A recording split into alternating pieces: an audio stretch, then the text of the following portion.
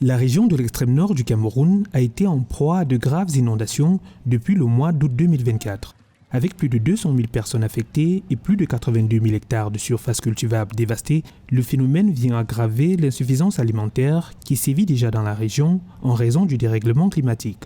Dans ce pays d'Afrique centrale, où 70% de la population est âgée de moins de 35 ans, le sujet préoccupe et les experts appellent à une meilleure contribution de la jeunesse en faveur de l'action climatique pour construire un avenir durable et résilient au changement climatique.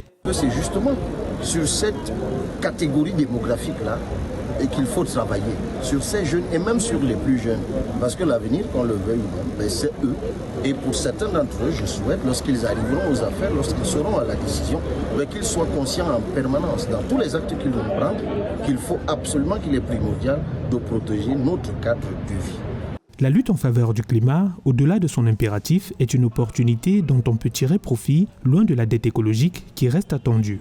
La ville de Yaoundé, qui compte près de 2 millions d'habitants par exemple, produit en moyenne 1200 tonnes d'ordures ménagères par jour selon les données officielles. Des déchets qui, recyclés, pourraient créer de la richesse dans un contexte où les jeunes bénéficient d'un cadre incitatif à l'entrepreneuriat. Ainsi, de l'avis de certains experts, une meilleure implication de la jeunesse devrait permettre de renforcer la gouvernance verte. C'est l'une des premières recommandations, c'est que les jeunes formés ici sont en mesure de construire un plaidoyer sur l'enjeu de la dette écologique ou climatique. Et donc ça, c'est la première. La deuxième chose, c'est aussi un plaidoyer sur les réformes des politiques publiques.